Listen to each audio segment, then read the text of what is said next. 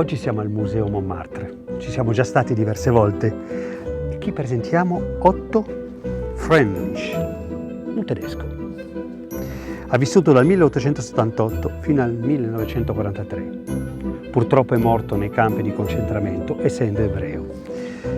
Il titolo della nostra mostra è La révélation de l'abstraction. E infatti fu uno dei primi a insorgersi nel figurativismo. Non è un cubismo, non è qualcosa di particolare che potrebbe dirsi diverso dagli altri, no, è semplicemente un amante del colore, un amante della nuova generazione. Era un giovane che conosceva molto bene Picasso, infatti erano amici, ha frequentato Parigi nei momenti anche più difficili, però nonostante tutto, ritornando in Germania, non ritrovava più il suo punto di partenza. Dunque si è stabilito a Parigi. Per conoscere meglio questo personaggio, andiamo a conoscere anche il nostro commissario. L'exposition Otto Friedrich à Montmartre ramène à Montmartre un artiste allemand qui a eu un dessin tout à fait exceptionnel, qui traverse vraiment toute la première moitié du XXe siècle et qui est arrivé au bateau Lavoir, donc à Montmartre, au début de l'année 1908 et qui va tout de suite être présenté à Picasso. C'est un peu le miracle de la vie de Friedrich. C'est que quand il vient à Paris, qu'il a décidé de sa vocation très peu de temps auparavant, puisque vers 1906-1907, il conçoit qu'il va devenir sculpteur. En fait, évidemment, à Paris, il va être surtout peintre. Il arrive, c'est Wilhelm Hude qui lui signale qu'un atelier s'est libéré au bateau Lavoir. Nous avions laissé notre véhicule pour entreprendre à pied l'ascension de la rue Ravignon jusqu'à la place Ravignon. Une toute petite place avec des arbres comme dans une petite ville de province. Sur cette place se trouvait une maison, l'ancien bateau Lavoir, qui ne comptait qu'un entresol. Nous nous dirigeons vers cette maison, devant la porte de laquelle se trouvait un jeune homme assez rablé, avec des grands yeux noirs, très brillants vêtus d'un bleu de mécano. Je ne sais plus si ce fut Lévi ou André qui me présenta à lui. Voici, monsieur Picasso, votre nouveau voisin. Après quoi, ils disparurent, murmurant simple au revoir, et me laissant seul avec Picasso, qui m'invita tout de suite à boire un verre chez lui.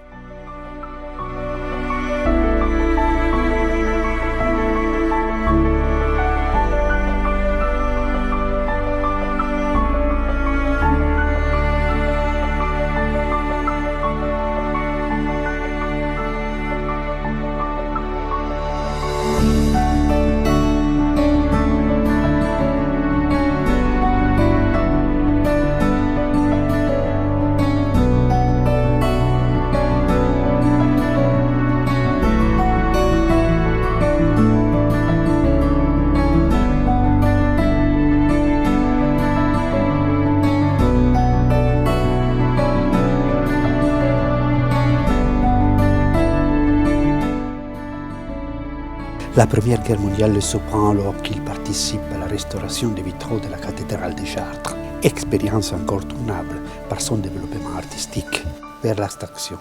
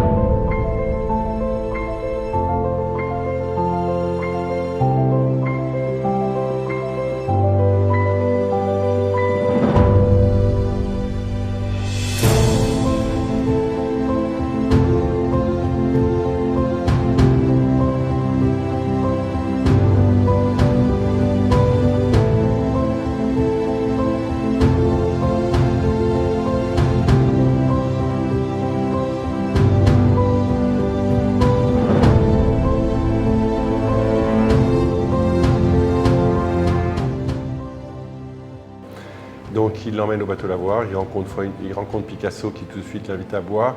Ça sera une histoire d'amitié assez fidèle entre les deux hommes, jusqu'à la disparition de Freundlich en 1943.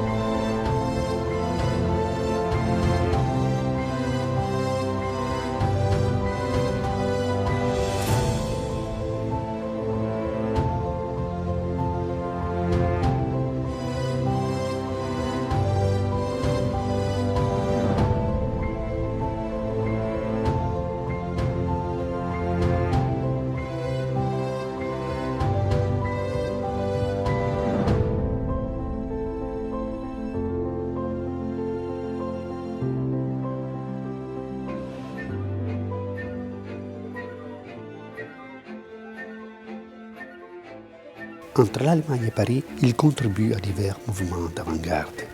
Il est membre du November Group et prend part à la fondation du mouvement Dada à Berlin. Il se fixe définitivement à Paris en 1925.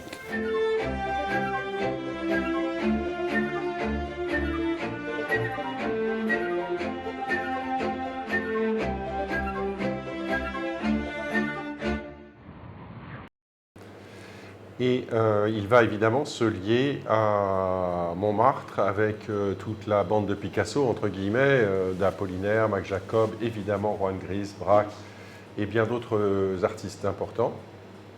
Il va faire des va-et-vient entre la France et l'Allemagne. Je parle de la période qui précède la Première Guerre mondiale. Et s'installer ensuite dans notre atelier de Montmartre avant de s'installer à Montparnasse.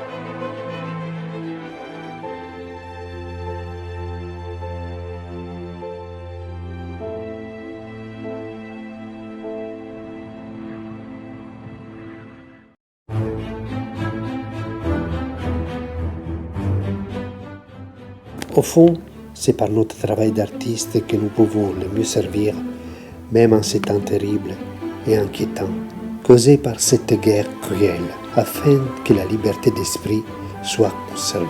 Il faut alors doublement faire triompher l'esprit sur la matière.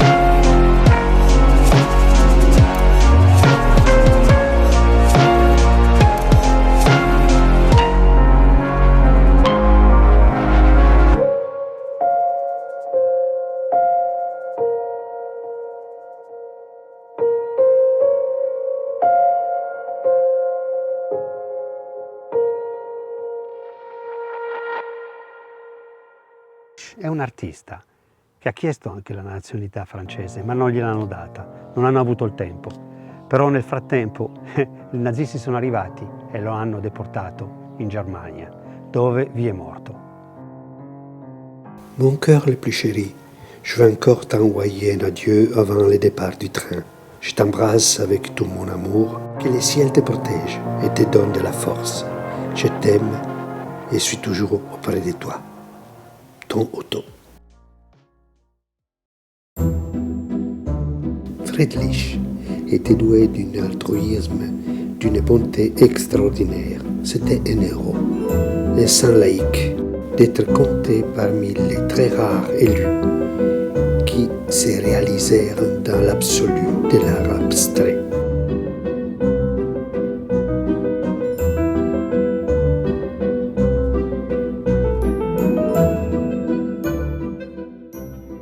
Animé d'un profond humanisme, il recherche dans sa peinture la spiritualité à travers la fusion de la couleur et de la forme, en créant à l'aide des lignes et des demi-ogives ou des couleurs vives une sorte de cyclone qui donnerait naissance à un monde meilleur.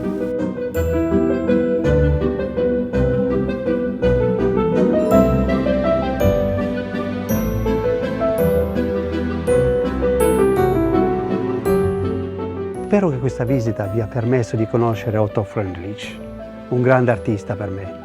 E non dimentichiamolo, con noi al Museo Montmartre.